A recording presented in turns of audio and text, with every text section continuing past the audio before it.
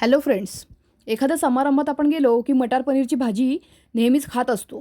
तर ही मटार पनीरची भाजी कशी करायची, 50 माणसांसाठी किती प्रमाण घ्यायचं, हे मी या व्हिडिओमध्ये आज तुम्हाला सांगितलेलं आहे. त्यासाठी तुम्ही शेवटपर्यंत व्हिडिओ बघा. परफेक्ट प्रमाण आहे. याच पद्धतीने मटार पनीरची अतिशय सुंदर भाजी तयार होते. तर इथे 1 किलो पनीर घेतलेलं आहे. ते बारीक आपण कट करून घ्यायचं आहे. त्याला स्वच्छ धुवून पाणी नितळत ठेवलेलं आहे. त्यानंतर आपल्याला घ्यायचं एक पातेलं. पातेल्यामध्ये आपण टाकणार आहोत तेल. तेल छान गरम करून घ्यायचं आहे. त्यानंतर आपल्याला याच्यामध्ये घालायचे आहेत अख्खे मसाले. त्यानंतर आपण तेजपत्ता घातलेला आहे, कढीपत्ता घालायचा आहे. साधारण 50 ग्रॅम लसूण सोलून घेतलेला आहे. 50 ते 60 ग्रॅम हिरव्या मिरचींची पेस्ट घालायची आहे. त्यानंतर आलं 50 ग्रॅम. हे सगळं मिक्सरमध्ये छान वाटून घेतलेलं आहे आपण. ते आपण याच्या तेलामध्ये छान फ्राय करून घ्यायचं आहे. तर व्यवस्थित मिरचीचा कच्चेपणा निघेपर्यंत आपल्याला फ्राय झालं मसाला की मगच आपण ह्याच्यामध्ये जिरे घालायचे आहेत. तर इथे एक मोठी मूठभर मी जिरे घातलेले आहेत. त्यानंतर साधारण पाऊण किलो कांदा घेतलेला आहे.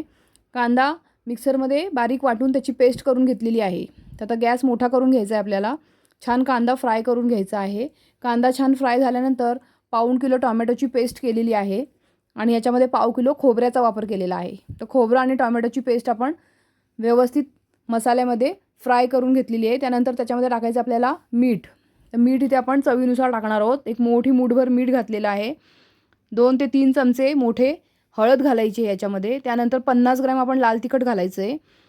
काश्मीरी लाल पावडर आहे, त्याच्यामुळे रंग आपला छान येतो भाजीला. त्यानंतर इथे घातलेला आहे मी गरम मसाला.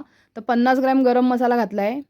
त्यानंतर 50 ग्रॅम किचन किंग मसाल्याचं एक पॅकेट मी याच्यामध्ये घातलेलं आहे. त्याच्यामुळे भाजीला रंग आणि चवसुद्धा खूप छान येते. मटार पनीरच्या भाजीला किचन किंग मसाला नक्की वापरा. त्यानंतर इथे आपण घेतलेली आहे काजूची पेस्ट. साधारण 100 ग्रॅम काजूची पेस्ट करून घेतलेली आहे. मसाला छान फ्राय झाल्यानंतर ही काजूची पेस्ट आपल्याला ह्याच्यामध्ये टाकायची आहे आणि मस्तपैकी मसाला एकत्र तेलामध्ये फ्राय करून घ्यायचा आहे, जेणेकरून त्याला तरी खूप छान येईल. तर व्यवस्थित मसाला फ्राय झाल्यानंतर मी इथे फ्रोझनचे मटार घेतलेले आहे. तर इथे आपल्याला 2.5 किलो मटार वापरायचा आहे. 2.5 किलो मटार मी स्वच्छ धुवून पाण्यामध्ये ते नितळत ठेवले होते चाळणीमध्ये. ते आपल्याला आता ह्या मसाल्यामध्ये मिक्स करायचे आहेत. व्यवस्थित मसाल्यामध्ये आपल्याला हे कोट करून घ्यायचं आहे आणि झाकण ठेवून छान ह्याला वाफवून घ्यायचं आहे, जेणेकरून सगळा मसाला मटारमध्ये व्यवस्थित मुरेल. तर आता मी झाकण ठेवून गॅस बारीक करून घेतला आहे. तुम्ही बघू शकता किती सुंदर वाफ आलेली आहे. 5 मिनिटानंतर मी झाकण खोलून त्याच्यामध्ये आपल्याला किती कन्सिस्टन्सी हवी आहे त्याप्रमाणे पाणी घालायचं आहे. तर 2 मोठे जग मी याच्यात पाणी घातलेलं आहे. गॅस मोठा करून आता आपल्याला छान भाजीला उकळ काढून घ्यायची आहे. फ्रेंड्स, तुम्ही चॅनलवर नवीन असाल तर चॅनलला सबस्क्राईब करा. रेसिपी आवडत असेल तर लाईक करा, शेअर करा आणि कमेंट करायला मात्र विसरू नका. तर माझ्या चॅनलवर वेगवेगळ्या छान छान रेसिपी अपलोड केलेल्या आहेत. 50 ते 60 माणसांसाठी भाज्यांचं प्रमाण कसं घ्यायचं, त्यानंतर व्हेज बिर्याणी कशी करायची याचासुद्धा व्हिडिओ मी टाकलेला आहे. खीर वेगवेगळ्या प्रकारची कशी करायची ते सुद्धा मी व्हिडिओ अपलोड केलेले आहेत. तर तुम्ही एकदा नक्की ते व्हिडिओ बघा.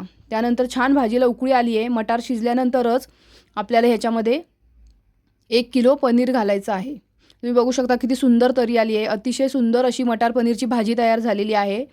एक छान उकळी आल्यानंतर त्याच्यावरती आपण कोथिंबीर घालून गॅस बंद करणार आहोत.